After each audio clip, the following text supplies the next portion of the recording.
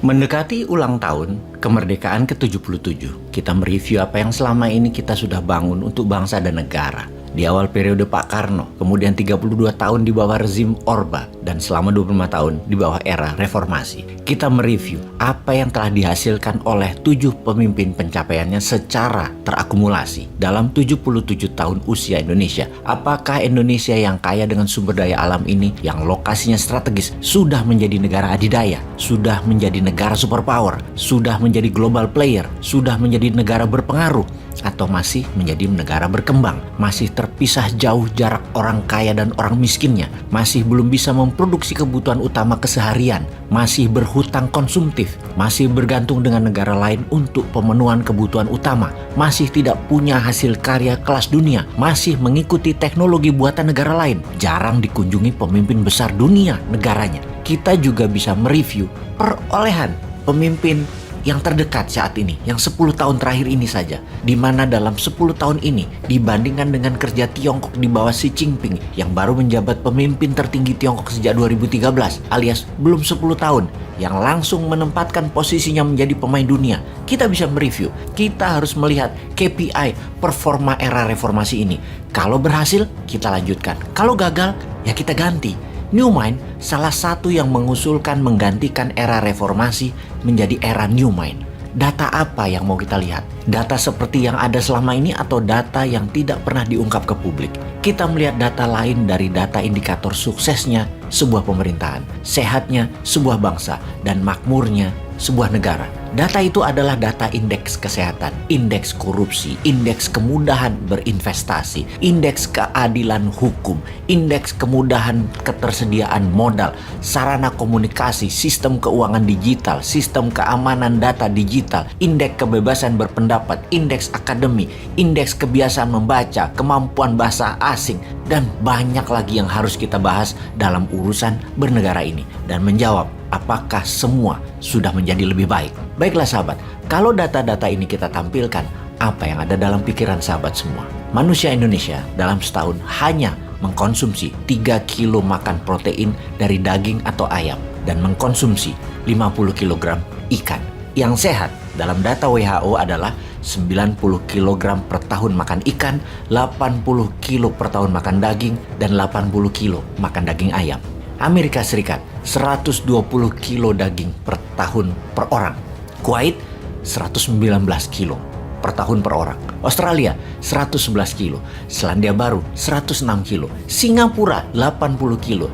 Jepang untuk konsumsi ikan 90 kilo. Indonesia 50 kilo. Saat ini per tahun 140 kilo per orang Indonesia itu makan nasi, dan ini bisa mengakibatkan menderita sakit gula itu semua penduduk. Kalau hal ini malah ditingkatkan, yaitu makan karbonya hingga angka 140 kilo. Karena angka 140 kilo makan nasi dalam per tahun adalah angka terbesar di dunia. Yang sehat hanya 80 kilo per tahunnya per orang makan karbo itu, terutama nasi. Kita ke susu. Susu, masyarakat Indonesia mengkonsumsi 16 liter per orang per tahun. Eropa Barat penduduknya 150 liter per tahun. Amerika 120 liter per tahun, Singapura 45 liter per tahun, Malaysia 36 liter per tahun. Indonesia dibandingkan Malaysia aja hampir kalah, hanya sepertiganya Indonesia itu. Badan Kesehatan Dunia atau WHO secara umum menganjurkan konsumsi sayuran dan buah-buahan untuk hidup sehat.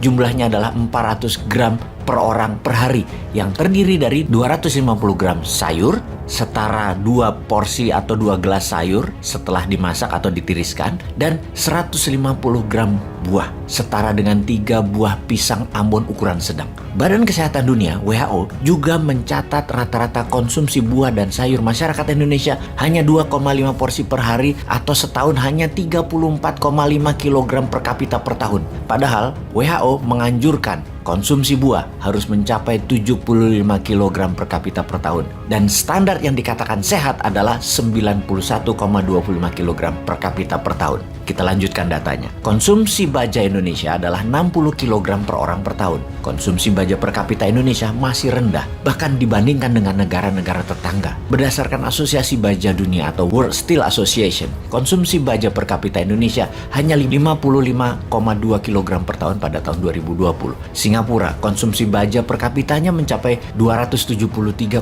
kg per tahun. Vietnam, konsumsi baja per kapita sebesar 239,8 kg per tahun. Konsumsi baja per kapita Thailand dan Malaysia masing-masing 233 kilo per tahun dan 210 kilo per tahun. Filipina aja itu di atas Indonesia 79 kilo per tahun.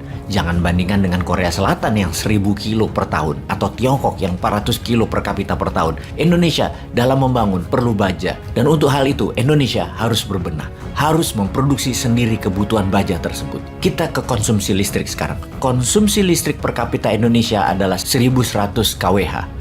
Negara dikatakan maju, konsumsi listriknya harus 4000 kWh per kapita. Saat ini, penyedia kebutuhan listrik Indonesia baru mencapai 74 gigawatt daya listrik yang dihasilkan. Dan baru dikatakan negara maju jika kita menghasilkan 300 gigawatt lagi. Pengguna internet baru 82 juta manusia Indonesia, di mana keterjangkauan internet baru menjangkau 60% wilayah. 82 juta orang yang menggunakan internet itu baru menjangkau 30% populasi. Untuk dikatakan negara maju, jangkauan internetnya adalah harus 100% dan penggunanya di atas 80%, baru dikatakan negara maju. Malaysia itu 90% pencapaian wilayah internetnya dan 80% pengguna internet. Filipina 60% wilayah pencapaiannya, penggunanya 45%. India 60% wilayah pencapaian, penggunanya 50%. Sahabat New Mind, hikmah apa yang kita dapat dari informasi semua itu? Sudahkah Indonesia menjadi negara maju fasilitas negaranya? Sudahkah Indonesia menjadi negara sehat warganya? Sudahkah Indonesia menjadi negara bahagia bangsanya? Kalau belum, mau berubah atau masih sama dengan yang sekarang? Apapun itu sahabat, Dirgahayu Indonesia ke-77. Merdeka!